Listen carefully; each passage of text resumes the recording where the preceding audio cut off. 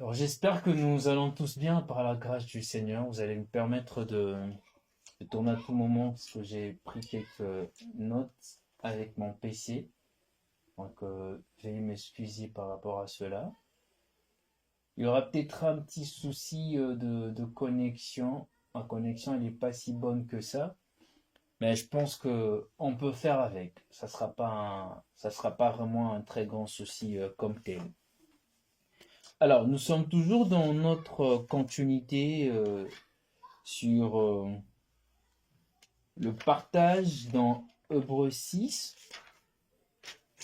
que je vais faire la lecture du verset 1er jusqu'au verset 3. Hébreux 6,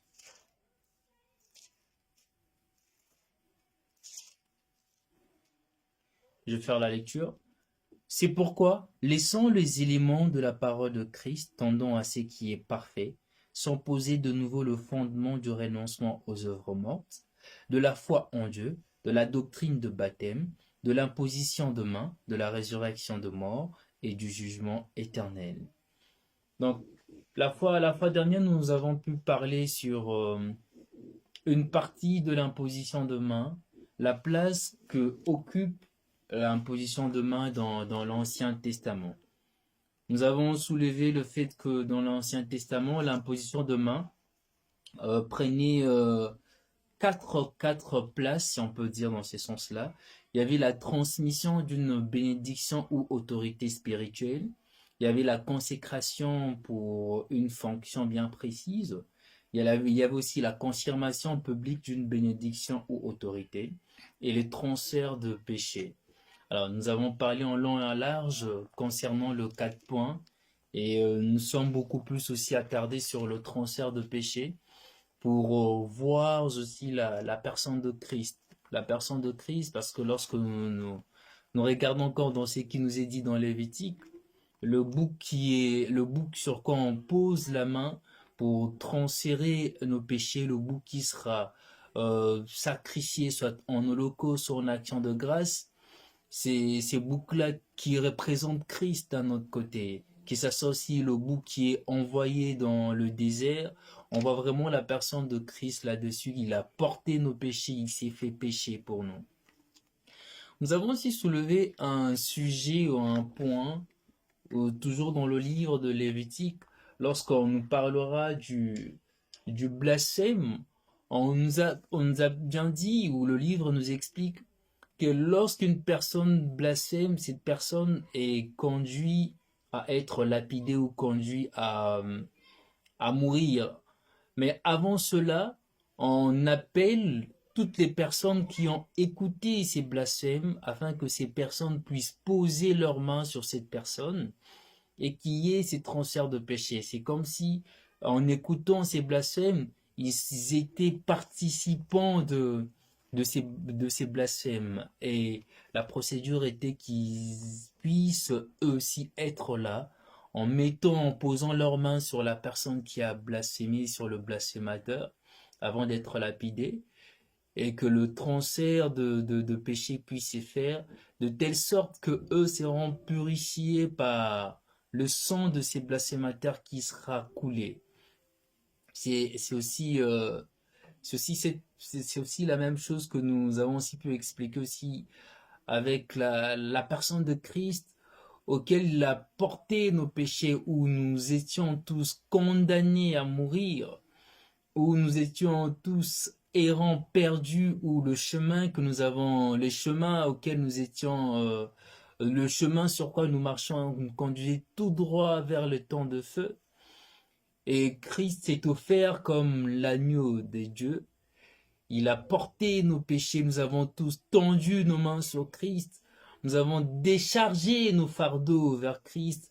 Lui qui dit déchargez vos fardeaux et portez, qu'on puisse porter son joug qui est léger.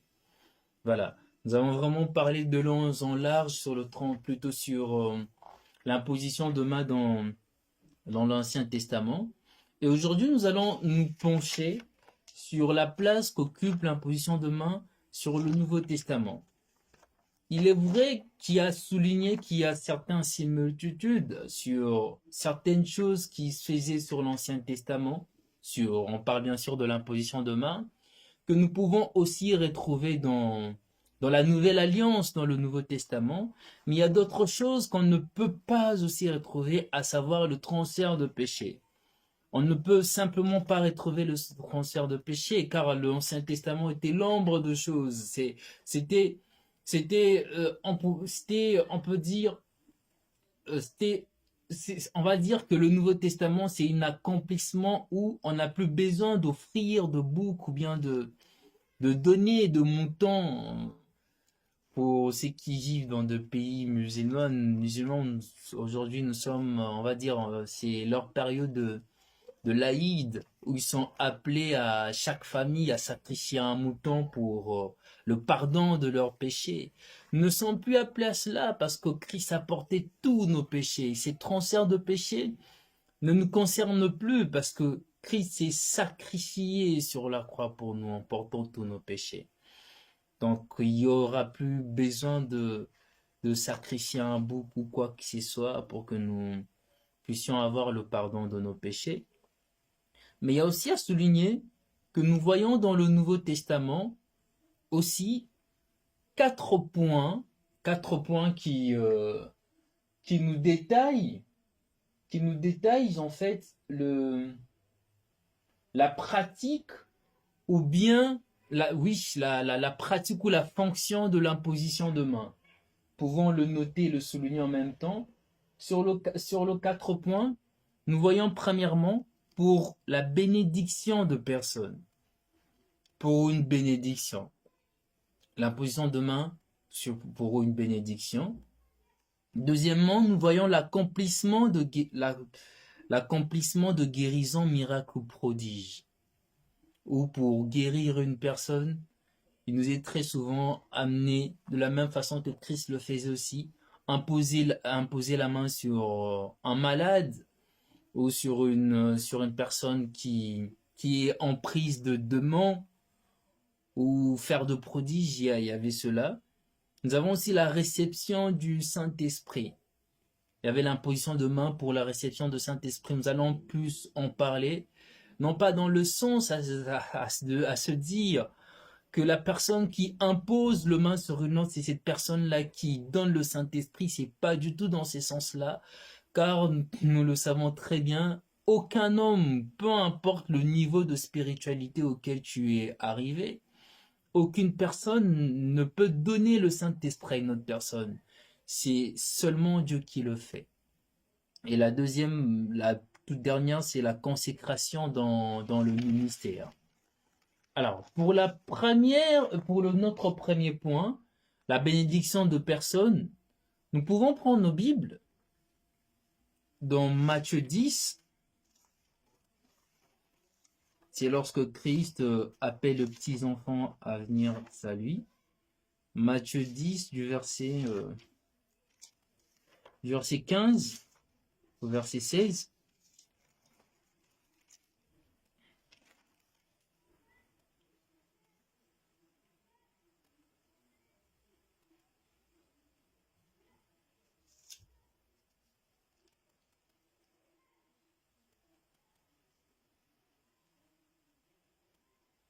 Juste un petit moment, le temps de trouver le passage. Non, plutôt Marc, autant pour moi, c'est plutôt Marc 10.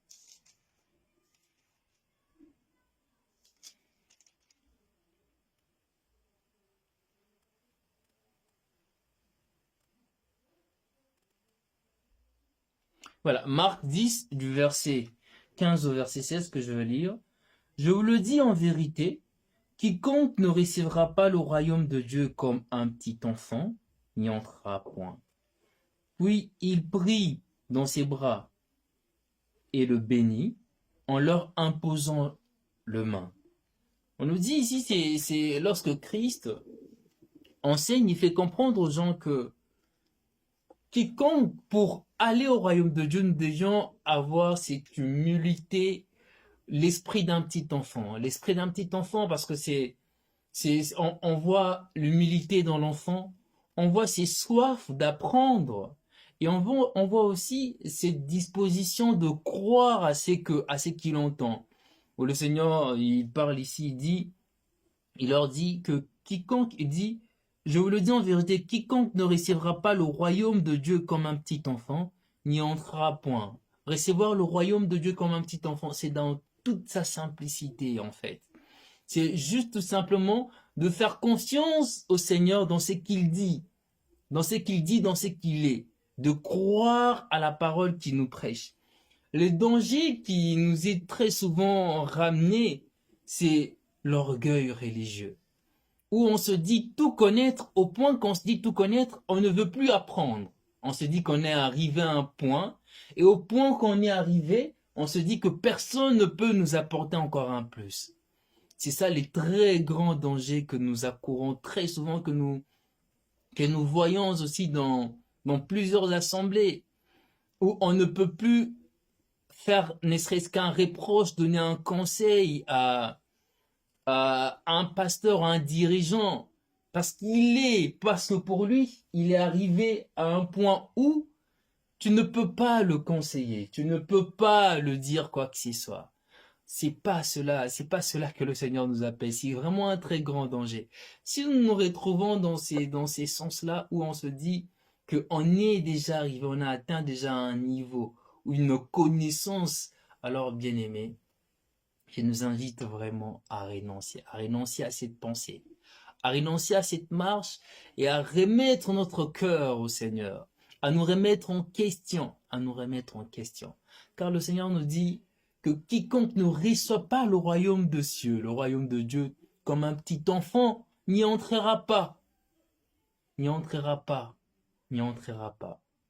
Bien-aimé, la connaissance a un couteau à double tranchant, dans le sens où, lorsque lorsqu'elle nous saisit d'orgueil, lorsqu'on est saisi d'orgueil, on se dit de ne plus apprendre, de ne plus chercher à apprendre du Seigneur. On est perdu, bien-aimé. On est perdu. Mais lorsque nous avons ces soifs, cette flamme, cet amour qui, qui est en nous, de chercher à apprendre davantage, de chercher à apprendre du Seigneur, de chercher à apprendre de bien-aimer, cet amour qui nous remet en question lorsqu'on se trouve en erreur et qu'on accepte nos erreurs. Lorsque nous avons cet amour-là, oui, bien-aimé, c'est à cela que le Seigneur nous dit que nous sommes comme ces petits-enfants qui font conscience à ce qu'ils entendent, ces petits-enfants qui ont cette soif d'apprendre, qui ont cette soif d'apprendre. Et le Seigneur, il dit, et dans le passage, on nous dit dans le verset 16, puis il le prit dans ses bras, le bénit, en leur imposant le main. Il est vrai que à la transfiguration, lorsque le Seigneur montait, il n'a pas eu besoin de bénir le disciple en leur imposer la main. Mais la question peut-être nous serait posée, est-ce que nous aussi, nous sommes appelés à bénir, à nous bénir mutuellement par imposition de main? Personnellement, je ne vois pas le mal en cela. Je ne vois pas le mal en cela dans le sens où, oui, nous sommes quand même appelés à vouloir le bien des autres. Et il n'y a pas du mal à venir chez un frère pour demander à un frère une prière quelconque, ou il n'y a pas du mal à bénir un frère. Je ne vois pas le mal en cela.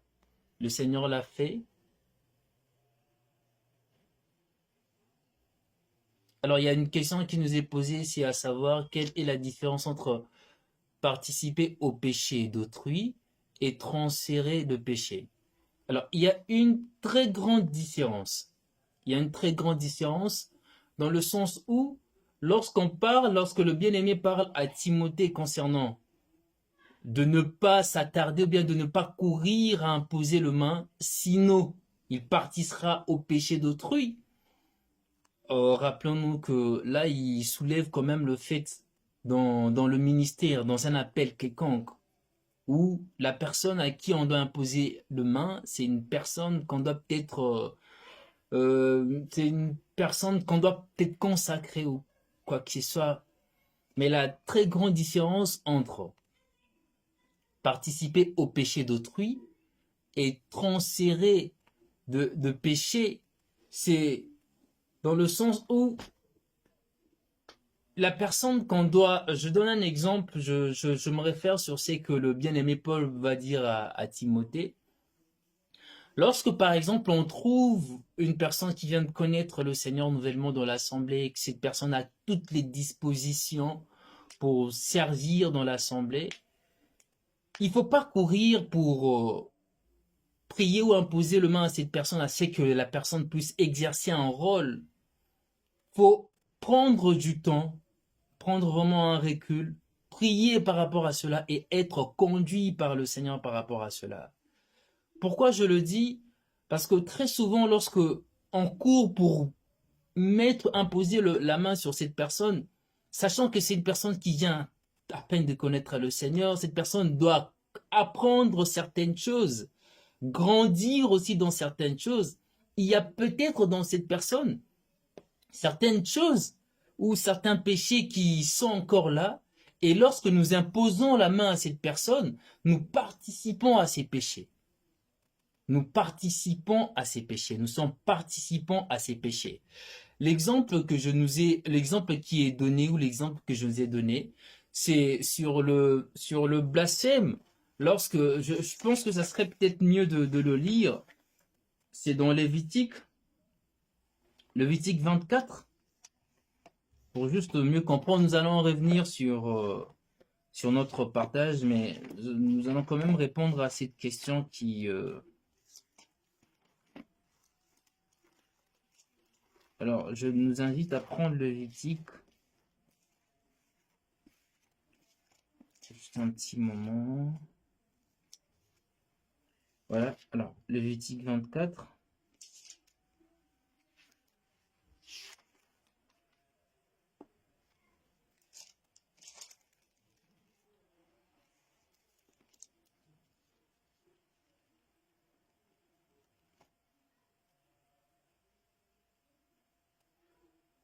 Alors, Lévitique 24, du verset 10 au verset 14, je vais lire.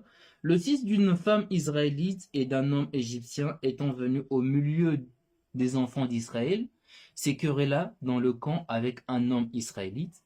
Le fils de la femme israélite blasphéma et maudit le nom de Dieu. En l'amenant à Moïse, sa mère s'appelait Shélonite, fille de Dibri, de la tribu de Dan. On les mit en prison jusqu'à ce que Moïse ait déclaré ce que l'Éternel ordonnait. L'Éternel parla à Moïse et dit, fais sortir du camp le blasphémateur. Tous ceux qui l'ont entendu poseront leurs mains sur sa tête et toute l'assemblée le lapidera. Alors, juste sur ces passages, nous trouvons cette différence entre participer au péché d'autrui. Et là, cette participation, excusez-moi, c'est fait par l'entendement.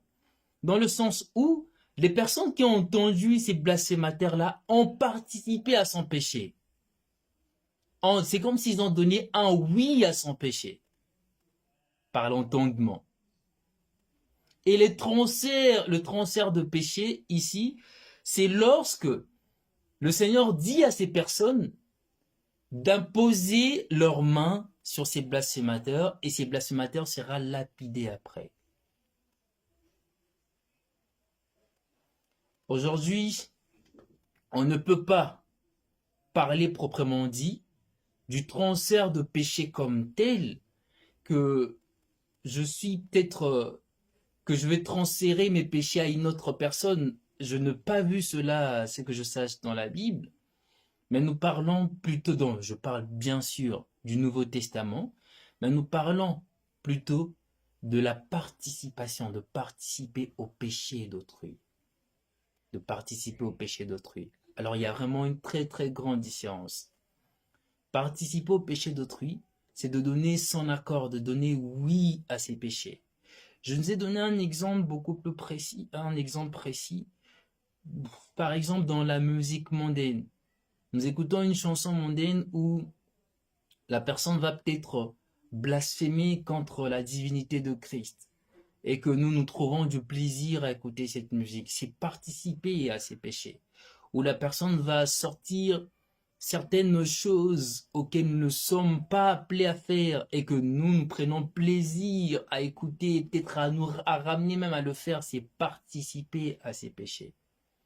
Mais le transfert de péché, à ce que je sache, dans la Nouvelle Alliance, je n'ai pas vu cela. Sinon, au cas où il y aurait une réponse, nous pourrions apporter cette réponse bien après. Donc, pour rester toujours dans notre premier point, à savoir la bénédiction par l'imposition de main, nous avons compris que oui, bien aimé, nous sommes nous aussi appelés à le faire, à nous bénir mutuellement, s'il le faut, si nous sentons le besoin. Si nous sentons le besoin, je ne vois pas du mal à cela. Je ne vois pas vraiment du mal à cela. Mais tout en sachant bien sûr que tout s'est fait avec un amour vrai, un amour fraternel, un amour vraiment vrai, un amour conduit par le Seigneur. Alors la deuxième chose, ce sera la guérison de malades, ou de miracles, ou de prodiges. Il faudra il semble bien qu'on sera d'accord sur le fait que l'imposition de main pour la guérison de malades, dans la Nouvelle Alliance, ça prend une très grande partie dans le ministère de Christ, une très grande partie au fait même que le Seigneur nous dira qu'il nous a donné ses pouvoirs de guérir le malade en son nom par imposition de main. Ça prend vraiment une très très grande partie. Ça prend vraiment une très très grande partie, l'imposition de main. Mais prenons nos Bibles, nous allons lire quelques passages. Prenons par exemple Luc 4.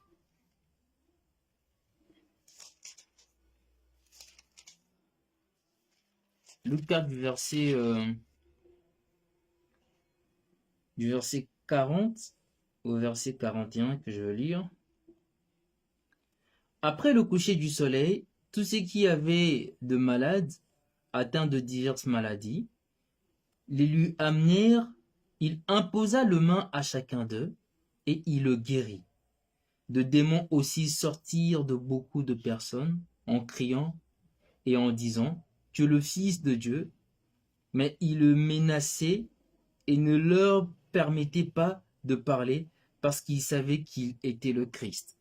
Ici, nous voyons que dans le ministère de Christ, on dit que on ramenait de malades vers Christ et même de personnes qui étaient possédées par des démons, et par tout ça, par un simple imposition de main, toutes ces personnes malades trouvaient une guérison. Ils étaient guéris. Et plus encore, ceux qui étaient possédés par le démon, on voyait le démon quitter carrément leur corps. Et c'était quelque chose qu'ils voyaient. Et oui, cela s'est fait par simple imposition de main par Christ.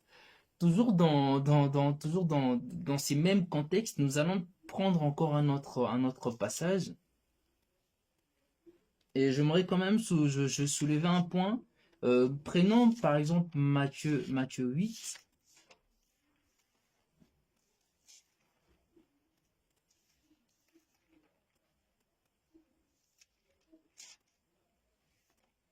Matthieu 8, le verset 3. On dit, Jésus étendit la main, les toucha et dit, je le veux, sois pur. Aussitôt, il fut purifié de sa lèpre. Ici, on voit un lépreux qui avance vers Christ, et Christ étendit sa main sur ces lépreux, ce qui serait aujourd'hui, on aimerait vraiment bien voir cela. Il suffit juste de voir une personne qui souffre de Covid entrer dans une personne qui tousse, qui souffre de Covid. Je vois combien de personnes qui vont prier de loin ou bien demander carrément de se munir de ces masques, de tout mettre pour pas transférer le Covid. Mais ici, nous voyons Christ. Christ, tendre sa main, toucher le lépreux. Bien-aimé, la lèpre est une maladie très très grave. Une maladie où nous voyons la peau s'est détériorer, la peau tomber, la chair c'est devenir blanche. La lèpre était une maladie tellement grave que lorsque nous lisons Lévitique, ou bien, oui, lorsque nous lisons le livre de Lévitique, on nous dit qu'une personne qui souffrait de la lèpre, on est obligé de prendre cette personne, de ramener cette personne dans un coin, dans une ville, dans une maison où personne ne pouvait entrer. Cette personne était isolée des autres. On mettait cette personne de côté. La lèpre est une maladie, et là nous parlions de cette période, de la période où Christ c'était vraiment une maladie très grave. Mais nous voyons dans la personne de Christ,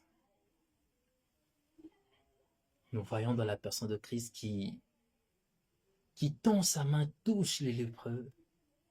Là, nous voyons déjà cette pleine confiance à son Dieu, lui qui est Dieu. Il touche les lépreux, il connaît la personne, il connaît cette maladie, il a le pouvoir au-dessus de cette maladie. Cette maladie ne pouvait rien faire, il touche les lépreux. Et il dit à ces lépreux, je veux que tu puisses être guéri. Et le lépreux est guéri. Oui. Prenons encore un autre passage. Marc 8.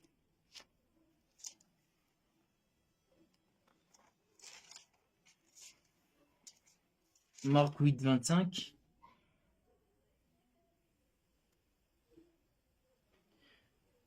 Là, c'est la guérison de l'aveugle. On dit, Jésus lui mit de nouveau le main sur les yeux, et quand l'aveugle regarda fixement, il fut guéri et vit tout distinctement.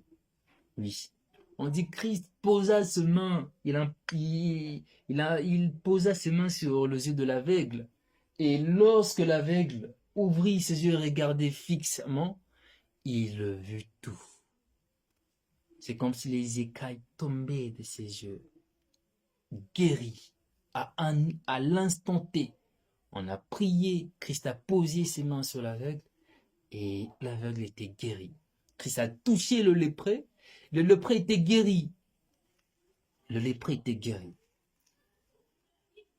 Le point où je voulais peut-être soulever, c'est aussi sur ces points, à savoir que c'est pas pour rien qu'on nous parle du fait que Christ a touché ces lépreux, c'est pas pour rien qu'on nous parle de cette présence, on va dire, de ces touchés physiques. C'est pas pour rien vraiment qu'on en parle. Car rappelons-nous aussi de la femme aux pertes de sang.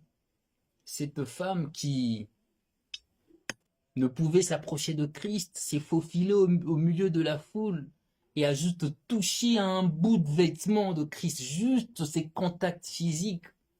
Et cette femme a été guérie encore plus lorsqu'on ramenait encore la foule vers Christ, cette foule qui en ramenait pour qu'il puisse ne serait-ce que toucher le Seigneur pour être guéri.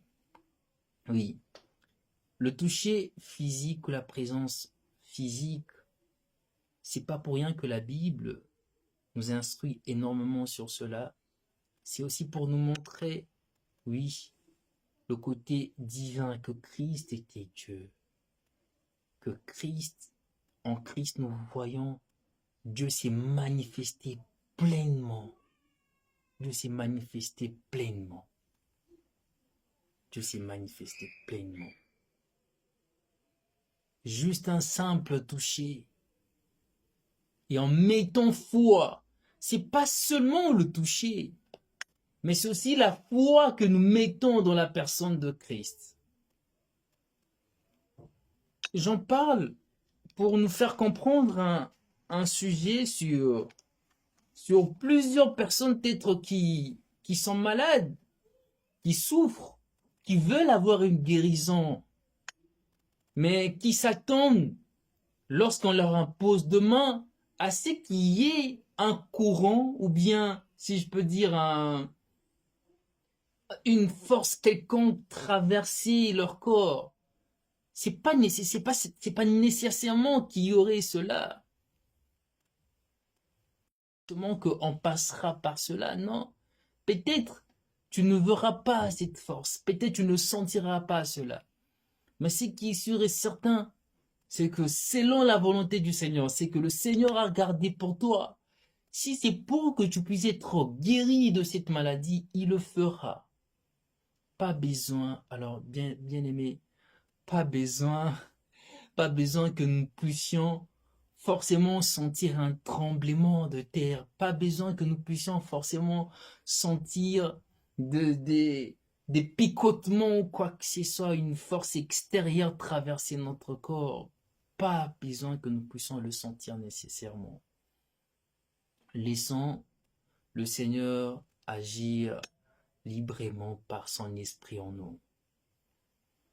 Si cette guérison viendra dans le silence parfait, le Seigneur le fera. Si cette guérison viendra sur le fait, ou cette délivrance viendra sur le fait que tu seras ramené peut-être à être tombé, le Seigneur le fera. Aujourd'hui, nous voyons même dans des assemblées où des personnes tombent, non pas parce qu'ils sont saisis par l'esprit, mais juste à cause de la fatigue. Tellement que la personne qui est en train de prier pour la personne insiste, étouffe même la personne. Ou que la personne auquel on impose le main veut tellement sentir quelque chose, la personne s'efforce. On voit de personnes s'efforcer, forcer à vouloir sentir à tout prix. Et nous tombons sur un mécanisme où lorsque nous ne sentons pas, on se dit que Dieu n'a pas exaucé nos prières. Or, c'est pas le cas, bien-aimé. C'est pas du tout le cas. C'est pas du tout le cas. C'est pas du tout le cas. Dieu écoute nos prières et surtout si c'est que nous demandons et selon sa volonté. Surtout si c'est que nous demandons et selon sa volonté. Ça sera assez compliqué. Oui, ça sera assez compliqué si je peux dire, ou assez complexe de parler d'une guérison d'une personne qui est malade et de dire à cette personne que Dieu exauce ta prière si c'est que tu demandes, c'est selon sa volonté.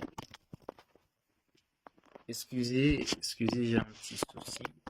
Alors ça sera assez bizarre, je disais donc, ça sera assez bizarre de dire à une personne qui souffre, une personne qui est malade, de dire à cette personne que Dieu exaucera ta prière si ta prière est selon sa volonté. Or, nous savons tous que la volonté de Christ, c'est que tous ceux qui sont captifs puissent être délivrés. Christ, il est venu guérir de malades. Nous savons que la volonté de Dieu, c'est que ceux qui le servent puissent le servir avec joie. Et comment est-ce que le cœur d'une personne peut être en joie tout en sachant que la personne est frappée par une maladie quelconque? Mais bien aimé, l'autre question à se poser, ça sera savoir encore, est-ce que Dieu, est-ce qu'il est, est-ce que Dieu est forcément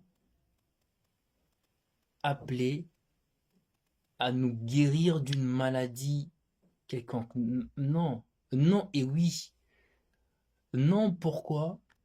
Parce que je pourrais prendre l'exemple du bien-aimé Paul, auquel Dieu l'a soumis sous un état pour qu'il puisse comprendre et pas se glorifier de tout ce qu'il pouvait avoir connaissance ou quoi que ce soit, mais qu'il puisse rester humble et soumise à la volonté du Seigneur pour pas que l'orgueil puisse prendre le dessus sur lui.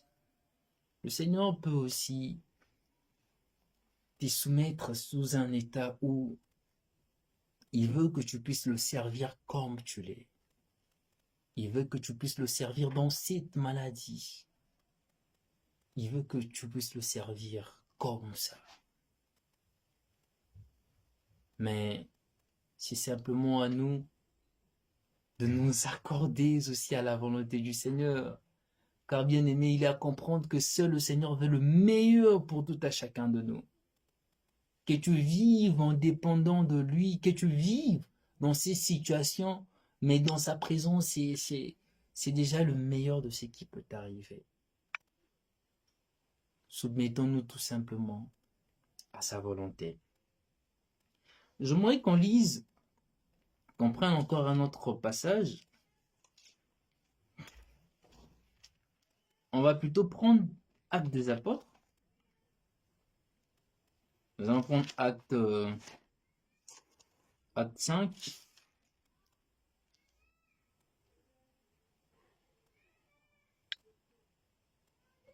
Alors, Actes des Apôtres 5, le verset 12, je lis.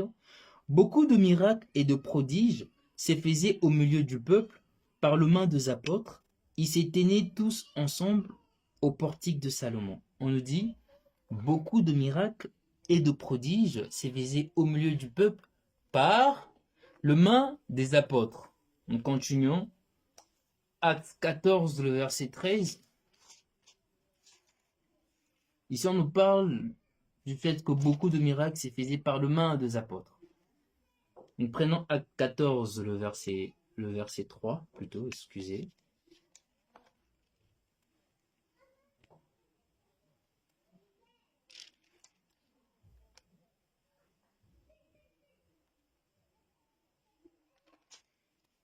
Ils restèrent cependant assez longtemps à Icône, parlant avec assurance, appuyés sur le Seigneur, qui rendait témoignage à la parole de sa grâce et permettait qu'ils s'effacent par leurs mains de prodiges et de miracles.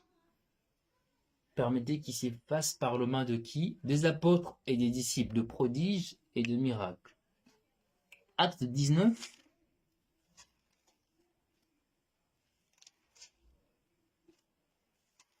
Acte 19, le verset 14.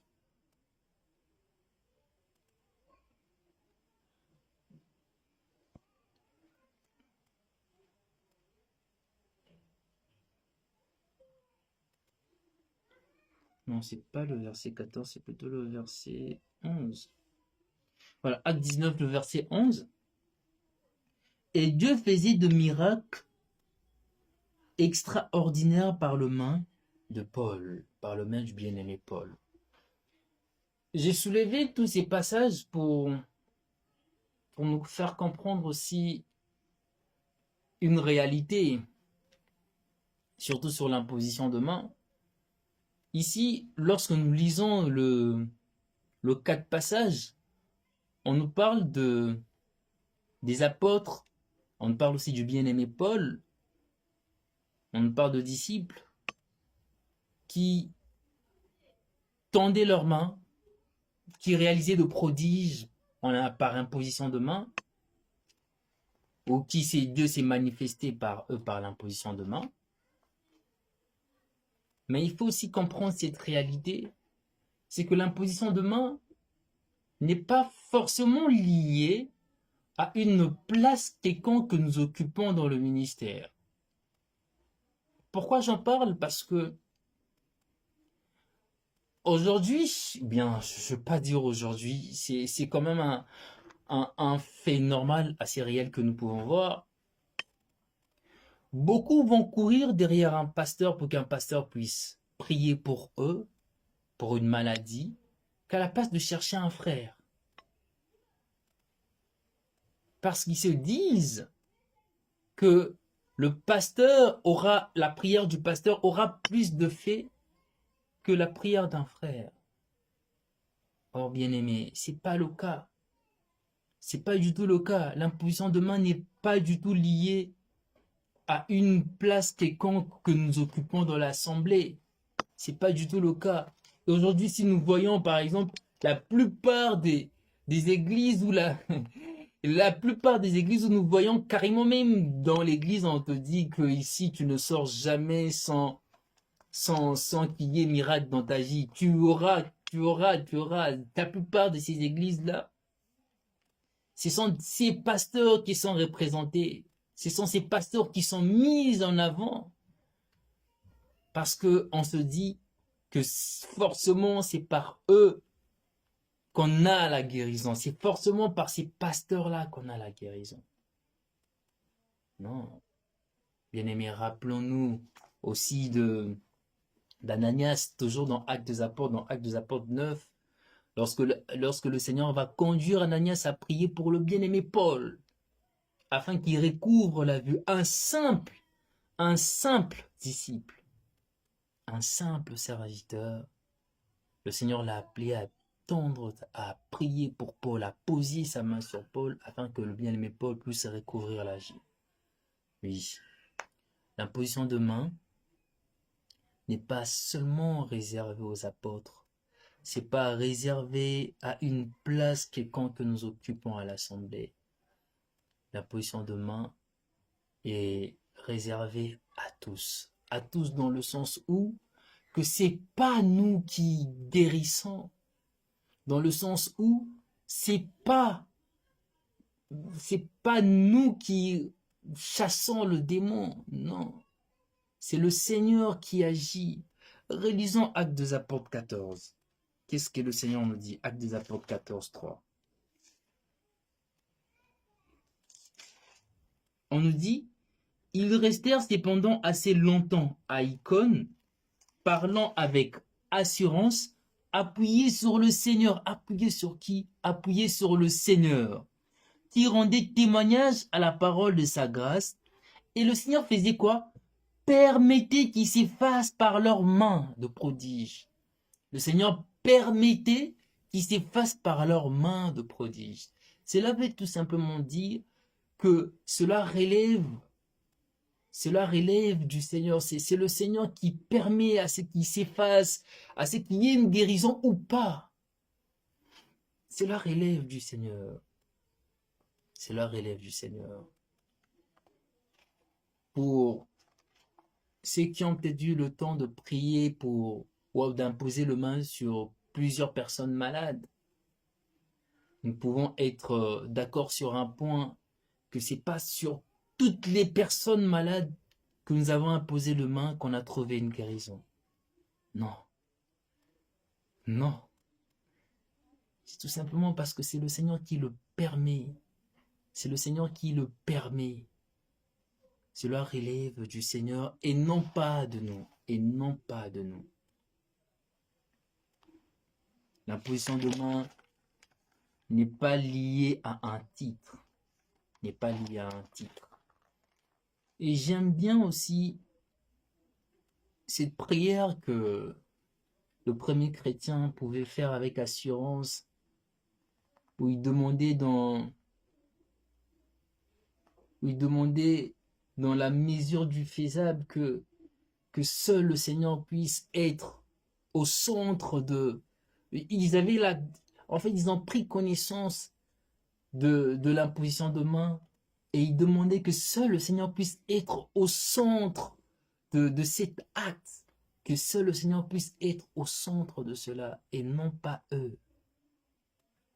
Et non pas eux. C'est cette prière, nous trouvons cette prière dans Actes 4, 29, 30.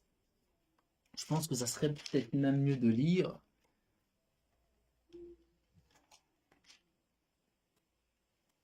Acte 4 du verset 29.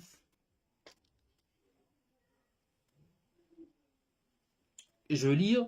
Et maintenant, Seigneur, vois leurs menaces et donne à tes serviteurs d'annoncer ta parole avec une pleine assurance, en étendant ta main pour qu'ils s'effacent des guérisons, de miracles, de prodiges, par le nom de ton serviteur Jésus. Voilà une de prières auxquelles que tous nous pouvons aussi copier, prendre aussi, dans le sens où ils ont compris que c'était pas la personne qui s'est présentée devant eux, c'était pas cette personne qui guérissait. Ils ont compris que c'est le Seigneur qui agissait. Et il dit, Seigneur, Seigneur, il dit, Seigneur, vois leurs menaces et donne à tes serviteurs d'annoncer ta parole avec une pleine assurance, en étendant ta main, et non pas leurs mains, en étendant ta main pour qu'il s'efface des guérisons de miracles et de prodiges. Par quel nom? Pas par leur nom. Pas au nom du bien-aimé Paul, pas au nom du pasteur X, guérisseur professionnel, mais par le nom de ton serviteur Jésus-Christ. Par le nom de ton serviteur Jésus-Christ. Oui, bien-aimé, la guérison, la délivrance par l'imposition de main ne relève pas de la personne, mais relève de Dieu. Relève du fait que c'est Dieu qui permet. Et notre disposition face à cela, c'est de chercher à tout moment, à tout prix, de sentir un courant nous traverser, de pas à tout moment chercher à tout prix de voir ou de sentir l'extraordinaire dans notre chair. Non, c'est d'être simple, de nous laisser tout simplement conduire tout en mettant notre confiance dans la personne de Christ, dans la personne de Christ, et non pas dans la personne que Christ a choisie pour nous imposer le main, mais en mettant notre pleine conscience dans la personne de Christ, de telle sorte que, oui, que la prière qui nous est faite, la prière, le souhait qui nous est fait, nous laissons cela entre les mains du Seigneur. S'il trouve que c'est pour notre intérêt que nous puissions être guéris physiquement d'une maladie ou d'une situation quelconque, gloire soit rendue à lui. S'il trouve que c'est pour notre intérêt que nous puissions rester encore dans ces situations afin de l'adorer et de rester encore attachés à lui, gloire soit rendue au Seigneur. Gloire soit rendue au Seigneur. Bien-aimés, la dernière chose que on est dans le temps, on a dépassé le temps, certes qu'on a commencé en retard. Alors nous allons peut-être revoir les deux autres points le mardi prochain. Mais la dernière chose que nous allons soulever ou parler, c'est bien aimé, ne courons pas derrière des guérisons. Ne courons pas derrière de noms. Aujourd'hui, il suffit juste de voir sur YouTube une personne X. Dieu l'a ramené au paradis ou en enfer. Et cette personne est venue avec des paroles pour nous dire que oui, telle chose, Dieu m'a montré ça, telle chose. Ne soyons pas naïfs à ces points. Ne soyons pas naïfs à ces points. Rappelons-nous encore de Lazare et du riche. Lorsque le riche pouvait dire au père Abraham, envoie ne serait-ce qu'un ange aller avertir mes frères. Quelle a été la réponse du père Abraham? Ils ont le prophète, même si un ange partait. Aujourd'hui, nous entendons de gauche à droite. Aujourd'hui, nous voyons de gauche à droite. Nous voyons des annonces de gauche à droite. Et bizarrement, c'est seulement dans des églises, dans d'autres églises, que nous entendons que 100 personnes sont boitées en marché, 2000 aveugles en vue. Et bizarrement, quand nous allons rendre visite dans ces églises, c'est pas le cas. Oui, bien-aimés, ne soyons pas naïfs. Remettons-nous pleinement au Seigneur. Acceptons que la volonté du Seigneur s'efface dans notre vie. Soyons comme ces enfants. Faisons confiance au Seigneur. Faisons confiance au Seigneur. Faisons confiance au Seigneur. Alors aujourd'hui, nous allons certainement nous arrêter là-dessus. Nous avons donc vu deux points, à savoir la bénédiction par l'imposition de main. L'exemple la plus frappant, c'est l'exemple de Christ qui bénissait, qui imposait ses mains aux petits-enfants et qui bénissait les petits-enfants. Nous avons aussi vu la guérison, la délivrance par imposition de main. Nous avons aussi vu l'exemple avec Christ qui guérissait en imposant le main. Nous avons vu l'exemple avec des bien-aimés auxquels le Seigneur saisissait pour guérir. Nous avons aussi compris que c'est pas dans la personne du bien-aimé ou la personne dans la personne du bien-aimé Paul que nous cherchons de guérison dans cette personne, non. C'est en Christ et c'est le Seigneur qui agit dans cette personne. Nous avons compris que nous devons être d'accord sur un fait. Le fait en est que c'est le Seigneur qui permet. Et si le Seigneur permet que nous puissions rester dans notre état actuel pour le servir, gloire soit rendue au Seigneur. S'il permet assez que nous puissions connaître cette guérison physique pour ceux qui sont malades physiquement, gloire soit rendue au Seigneur. Mais en toute chose, gloire soit rendue au Seigneur parce qu'il est le meilleur pour tout à chacun de nous. Donc nous allons prier par rapport à ces 2 points que nous avons soulevés aujourd'hui. Nous allons voir d'autres points le mardi prochain. Inclinons nos têtes et prions. Éternel, tendre Père, nous te bénissons. Nous te bénissons, tendre Père, car tu nous fais comprendre encore, Éternel, que c'est toi qui es le maître, Seigneur, de tout, tendre Père, que nous devions nous remettre à toi. Nous avons longtemps, Seigneur, Papa, oui, nous avons longtemps couru derrière des grands noms de ces mondes à chercher de guérison, Éternel. Nous avons longtemps, tendre Père, cherché, Seigneur, Papa, de guérison, tendre Père. Mais tu nous fais comprendre, Seigneur, que nous devions nous attacher à toi, Éternel. Nous devions, tendre Père, nous attacher à toi et que c'est toi qui permets, Éternel.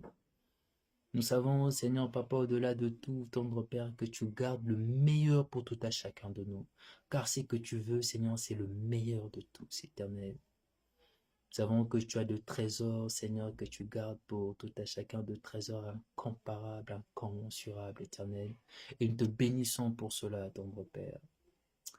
Oui, Seigneur, nous te confions la soirée, nous te confions la semaine, nous te confions tout entre tes saintes mains. Que gloire et louange te soient rendues par le nom puissant de Jésus-Christ. Amen. Que le Seigneur nous bénisse. Nous allons certainement répondre au cas où il y aura de questions. N'hésitez pas de laisser de questions, nous ne manquerons pas d'y répondre le mardi prochain. Que le Seigneur nous bénisse et une très bonne soirée à tout à chacun.